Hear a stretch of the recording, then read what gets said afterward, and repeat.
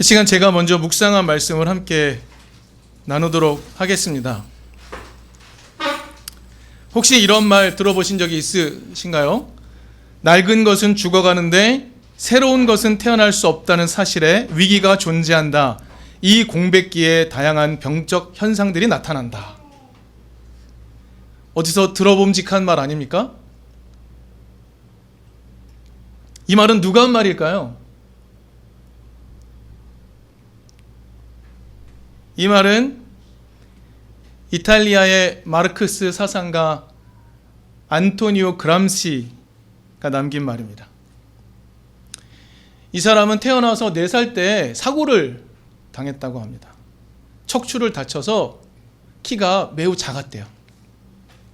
학교도 가기 힘들었고, 그래서 독학으로 대학까지 갔지만 대학 수업도 다 마치지를 못했다고 합니다. 하지만 그는 독학을 하였고, 그래서 마침내 이탈리아의 중요한 마르크스 사상가의 역할을 하며 살아가게 되었습니다. 그러던 그가 1921년에 이탈리아 공산당을 창립하였습니다. 근데 여기에 재미있고 중요한 사실이 하나 있습니다. 이 이전에 이탈리아 사회당이라고 있었는데요. 여전히 있었는데 자신과 그 사회당에서 함께 동지로 활동했던 사람이 한 명 있습니다. 무솔리니입니다. 자신의 동지로서 이탈리아 사회당에서 함께 활동했던 무솔리니가 국가 파시스트 당을 만든 겁니다. 그리고 독재로 나아가기 시작했죠. 그래서 이탈리아 공산당을 만든 이 안토니오 그람시는요, 그렇게 나아가는 무솔리니를 신랄하게 비판을 했습니다. 그러다가 옥에 갇히게 된 것이죠. 우리가 들어봄직한 이 말은요, 그가 옥중에서 쓴 글을 모은 책이 있습니다. 옥중수고라는 책이 있습니다. 이 책에 등장하는 내용입니다. 안토니오 그람시의 이론은 이렇습니다. 당대에 문화적으로 사상적으로 지배하고 있던 자본주의는 이제 끝나가고 있다. 그런데 사회주의 혁명을 통해서 새로운 세상을 만들어가야 될 노동자 계급은 아직 성장하지 못했다. 지금이 바로 그 공백기다. 그런데 이 공백기 속에 폭력적인 파시즘이 등장했다고 보는 겁니다. 그럼 아까의 말이 이해가 되죠? 낡은 것은 죽어가는데 새로운 것은 태어날 수 없다는 사실에 위기가 존재한다. 이 공백기에 다양한 병적 현상들이 나타난다. 이 말이 이해가 됩니다. 그래서 안토니오 그람시의 이 말은요, 당대의 모습을 정말로 정확히 설명한 말이었습니다. 그런데 오늘 이 말을 듣는 우리는 어떤가요? 어떻게 느껴지시나요? 이 말이 오늘도 여전히 유효하지 않습니까? 여기저기서 이 안토니오 그람시의 이 말이 다시 들리고 있습니다. 그런데 오늘 중요하게 함께 살펴볼 표현은 바로 이 옥중수고 안에 들어있던 한 표현입니다. 서발턴이라는 용어가 있습니다. 들어보신 분 계실 겁니다. 말씀드렸듯이 안토니오 그람시가 감옥에 갇힌 이유는 파시스트 당을 신랄하게 비판했기 때문입니다. 그러니 이 파시스트 당이 싫어하는 용어를 써서 밖으로 내보낼 수가 없죠. 마치 밧모 섬에 갇힌 사도 요한이 비밀과 같은 글을 써서 요한계시록을 회람서신으로 내보냈던 것처럼 안토니오 그람시도 파시스트들이 이해할 수 없는 용어 하나를 씁니다. 바로 서발턴이라는 용어입니다. 막시즘 용어인 프롤레타리아 이런 용어를 쓸 수 없었기 때문이었죠. 그러면 이 서발턴은 무엇을 의미하는가? 당시의 농민들, 그리고 탄압받는 지식인들, 그리고 이탈리아는 북부와 남부가 심각하게 차이가 나죠. 남부는 가난합니다. 북부는 부자고요. 남부 이탈리아의 빈곤층 사람들, 그리고 박해받는 여성들, 또 경제적인 착취 이런 것뿐만이 아니라 문화적으로, 정치적으로 압박을 받고 있는 모든 사람들을 포괄하는 용어로 서발턴이라는 용어를 사용한 겁니다. 이 사람들은 어떤 사람들이냐? 스스로 목소리를 내지 못하는 사람들을 의미합니다. 그렇기 때문에 그들의 역사는 지배계급의 역사에 늘 가려져 버리죠. 왜곡되는 겁니다. 바로 이런 사람들의 모습을 서발턴이라고 불렀습니다. 그런데 이 용어는 오늘날에도 여전히 사용되고 여전히 유효해 보입니다. 아까 말씀드렸지만 이 서발턴을 이해할 때 가장 중요한 점은 뭐냐면요, 말할 수 없는 상태에 놓여 있는 사람들이라는 의미를 갖고 있습니다. 말할 수 없는 상태에 놓인 사람들. 왜 그러냐면요, 이들의 이야기는 지배적인 존재들에 의해서 걸러지고 해석되어 사람들에게 유통되기 때문이다라는 것입니다. 가난하고 연약한 자들의 사람의 이야기는요, 언제나 지배자들에 의해서 왜곡되고 수정되어서 등장하기 때문에 우리는 그들의 고통, 그들의 삶을 완벽하게 이해할 수 없다는 겁니다.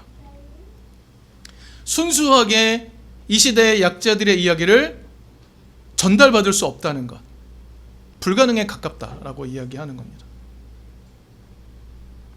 그래서 이 사회 속에서 침묵을 강요받고 있는 사람들, 정말 다양한 사람들, 이 다양한 사람들의 삶의 이야기, 그들의 삶의 위치를 우리는 이해해야 되고 인식해야 된다라고 말하며 서발턴의 이야기를 우리는 들어야 된다라고 말하는 학자들의 이야기가 우리 교회에 종종 들리게 되는 겁니다. 한번 상상해 보십시오. 지배 세력이 만들어 놓은 세상 속에서 정말 찍소리 내지 못하고 살아가는 사람들, 예나 지금이나 별반 다르지 않아 보입니다.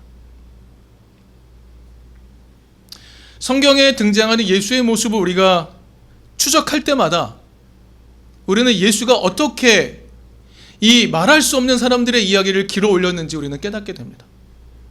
예수는 만나는 사람들마다 당대에 말할 수 없는 사람들이었습니다. 자신의 이야기를 세상에 외칠 수 없는 사람들. 그런데 예수는 그를 만나고 그들로부터 그들의 이야기를 길어 올려냅니다. 그런데 이들의 목소리를 굳이 듣지 않고 외면하는 이 시대의, 이 세대의 사람들이 있었습니다. 오늘은 그 내용을 우리가 함께 나누려고 합니다. 우리 앞으로 조금 넘어가 보면요, 마태복음 10장을 보시면 10장은 예수께서 12제자를 세우는 것으로 시작을 합니다. 그리고 제자들에게 이제 어떤 일을 하게 될지 오리엔테이션을 해야 되잖아요. 근데 예수는 어떻게 오리엔테이션을 하는가? 너희들이 하나님 나라의 작동 원리를 직접 배우라고 말씀하십니다. 몸소 배우라고. 무엇을 배우라고 말씀하시나요? 바로 환대를 배우라고 말씀하십니다. 7절부터 15절에는요, 예수께서 제자들이 가는 곳마다 사람들을 도우라고 말하고요, 평화를 빌라고 말씀하십니다. 그리고 그 사람들로부터 받는 환대를 경험하라고 하시는 거예요. 이게 12제자를 모아놓고 예수께서 첫 번째 오리엔테이션으로 하시는 말씀입니다. 그리고 10장이 쭉 지나서 40절, 42절 가면 바로 그 경험이 만들어내게 될 결실을 설명해 주고 있는 거예요. 40절부터 42절까지는 어떻게 결실을 맺게 되는가 설명해 주고 계신 겁니다. 그리고 나서 오늘의 본문이 속한 11장으로 넘어옵니다. 당대 사람들이요, 예수 등장 전에 누구를 만났습니까? 세례 요한을 만났죠. 세례 요한도 경험했고 예수도 경험했습니다. 예수의 12제자 마찬가지죠. 그리고 세례 요한과 예수를 모두 경험한 사람들이 지금 무리들이 모여 있는 겁니다. 근데 그 무리들에게 예수께서 무엇을 말씀하시냐면 지배적 세력의 압박을 간단하게 넘어서 버리는 예수의 길을 소개하는 겁니다. 여러분 한번 상상만 해도 신나지 않습니까? 지배적 세력의 압박을 정말 간단하게 넘어버리는 길을 예수께서 소개하고 계십니다. 그게 16절부터 19절까지의 이야기로 설명이 됩니다.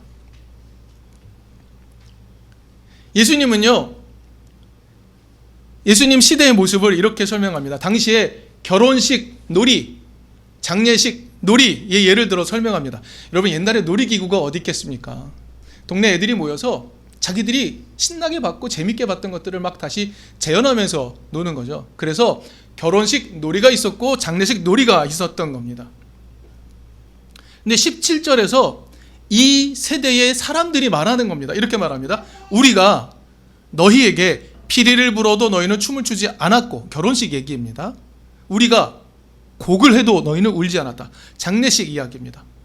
라고 말하는 이 세대의 모습이 등장합니다. 이 세대의 모습. 자, 여러분, 여기서 우리와 너희는 누구일까요?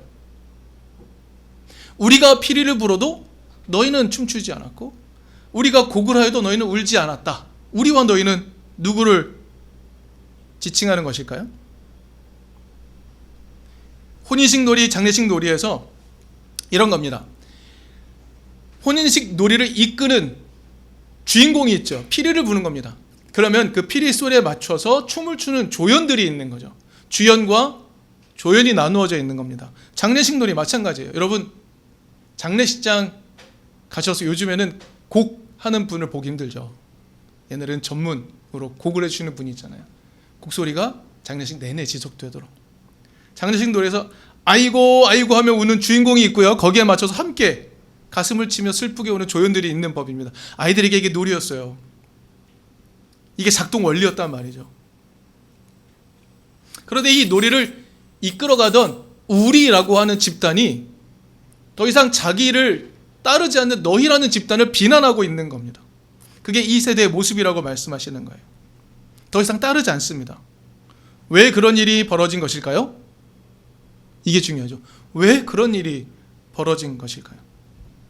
여러분, 권력자들이 민중을 통치하는 힘, 어떤 방식으로 통치를 할까요? 먼저 생각하는 힘을 빼앗아 버리는 것으로 통제합니다. 더 이상 생각하지 못하게 만들어요. 바쁘게 만들고 생각하지 못하게 하고 고민하지 못하게 합니다. 무엇이 진리일지, 어떤 삶으로 살아갈지 생각할 시간을 주지 않습니다.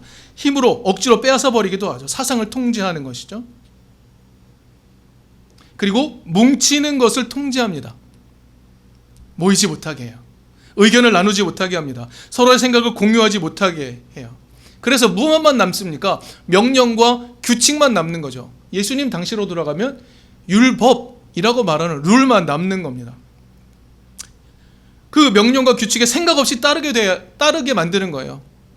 그리고 그것을 평가하는 자들이 너 잘못했어 하면 벌받고 삶을 다시 수정하고 이렇게 되는 겁니다.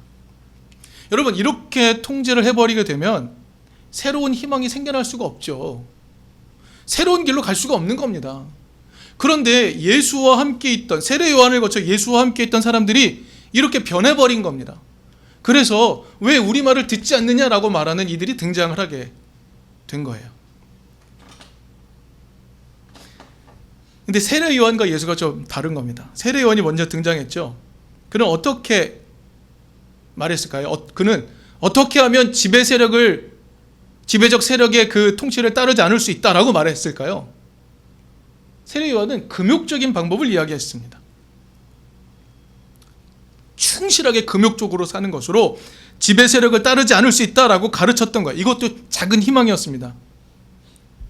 그런데 예수는 세례 요한과 정반대로 가르치셨죠. 우리가 늘상 이야기하듯이 함께 먹고 함께 마시는 것으로 우리는 지배자들이 이끄는 대로 살지 않을 수 있다. 이걸 가르친 겁니다.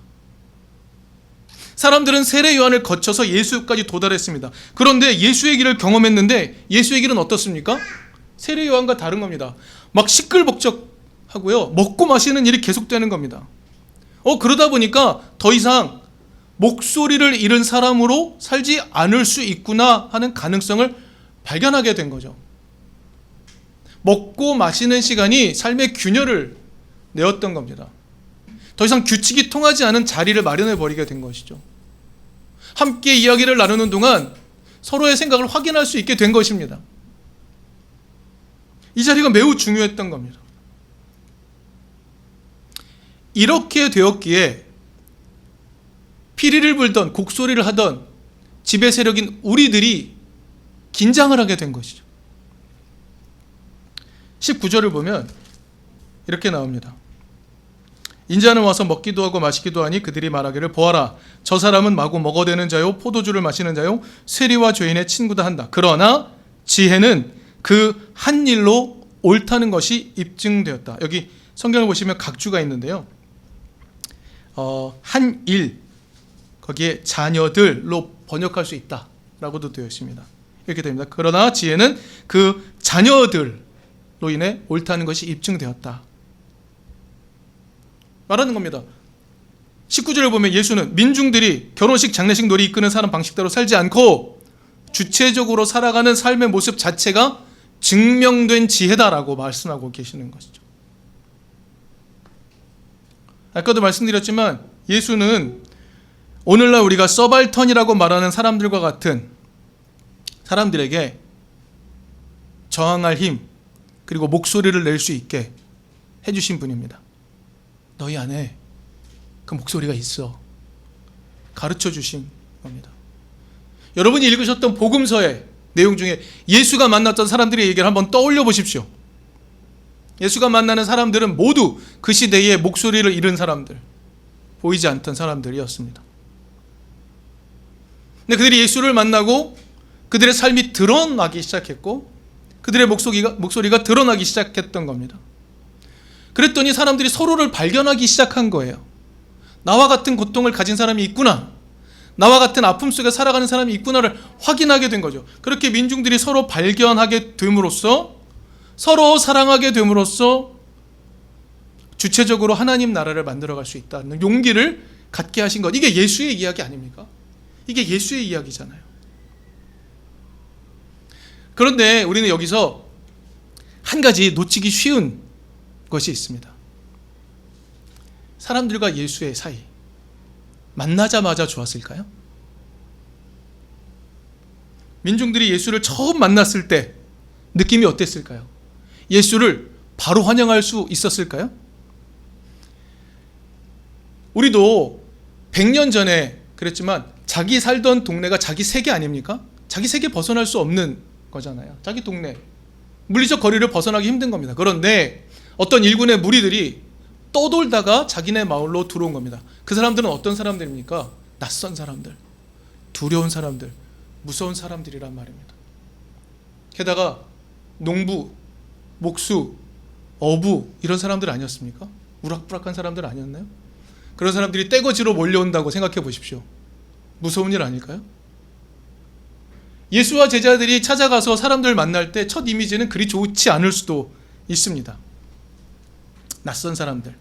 그런데 성경은 이 낯선 만남의 이야기를 하지 않죠. 곧바로 예수와 사람들이 친해진 이야기로 들어가게 됩니다. 여기서 우리 상상해 볼 수 있습니다. 예수는 순식간에 사람들과 친해졌구나. 이 정도 상상을 해볼 수 있습니다. 낯선 사람들을요, 순식간에 맞아들이는 경험을 하게 되는 거예요. 민중들이 그렇게 예수와 제자들을 맞아들여서 함께 먹고 마시는 일을 합니다. 무엇을 한 것이죠? 환대한 겁니다. 근데 이 일을 하고 나니까 지배적 세상이 불어대는 피리 소리, 지배적 세상이 말하는 곡소리를 더 이상 따르지 않아도 살 수 있음을 깨닫게 된 거죠. 하나님의 뜻, 환대를 삶으로 인하여 주체적인 삶을 살 수 있고 주체적인 공동체가 만들어줄 수 있다는 것을 깨닫게 된 겁니다. 민중들이 예수와 함께 환대를 통해 하나님 나라를 경험하기 시작했던 것이죠. 근데 여기 또 한 가지 중요한 에피소드가 등장을 하게 됩니다. 11장 20절부터 24절에 보면은요, 예수님이 화가 난 이야기가 나와요. 화가 난 이야기. 예수님의 고향과 가까운 동네였던 고라신, 벳세다, 가버나움이라는 동네가 있습니다. 이들은요, 환대를 하지 않습니다. 특별히 24절에 보면 이렇게 말해요. 심판날에 소돔 땅이 너보다 견디기 쉬울 것이다. 이렇게 말씀하십니다. 이 말씀은 앞에 이미 등장한 바가 있습니다. 10장 15절 똑같이 등장한 바 있습니다. 이렇게 말했습니다. 예수께서 제자들을 파송하고 난 다음에 너희들 환대를 경험하거라 라고 보낸 다음에 10장 15절에서 이렇게 말합니다. 너희를 영접하지 않거든 그 고울을 떠날 때 발에서 먼지를 떨어버려라. 그리고 이렇게 말해요. 내가 진정으로 너에게 말한다. 심판날에는 소돔과 고모라 땅이 그 고울보다는 견디기 쉬울 것이다. 이 제자들에게 하셨던 말씀이에요. 제자들이 환대를 경험하도록 하셨는데 그 일을 행하지 않는 자들에 대한 심판의 메시지가 이미 10장 15절에 있었는데 11장 24절에 또 나오는 거예요. 같은 맥락임을 알 수가 있겠죠. 예수님의 고향과 가까운 동네 사람들은 그렇게 살지 않은 거예요.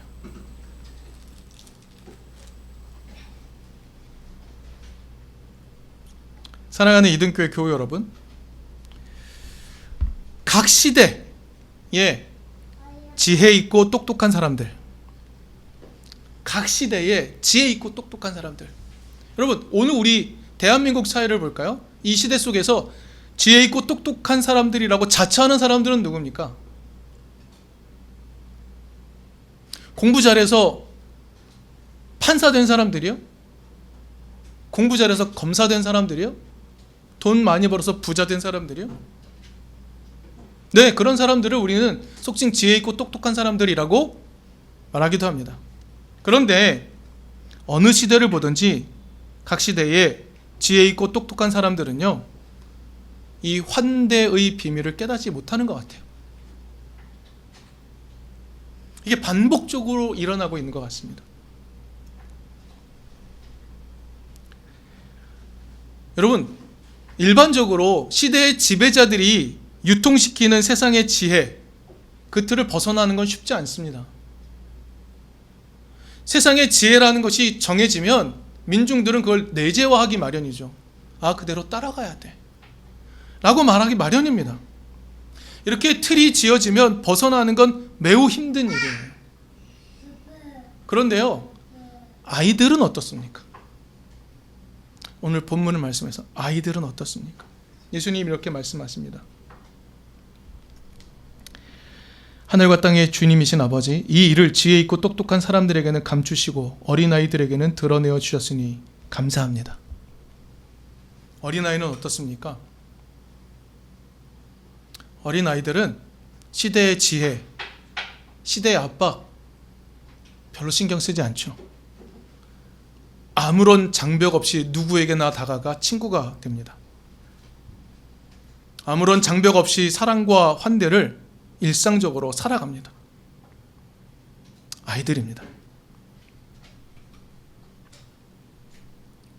이 시대의 지혜라며 지배적 사람들이 피리를 불어댑니다. 그 피리 소리를 더 이상 따르지 않게 되는 것, 바로 환대를 경험함으로, 그것을 일상적으로 실현함으로 더 이상 피리 소리를 따르지 않게 된 것이죠. 그것이 아버지의 은혜로운 뜻이라고 예수께서 말씀하고 계신 것입니다. 사랑하는 이등교회 교우 여러분, 바로 이 아버지의 은혜로운 뜻을 따라 사는 동안 우리도 하나님 나라를 맛보게 될 것입니다.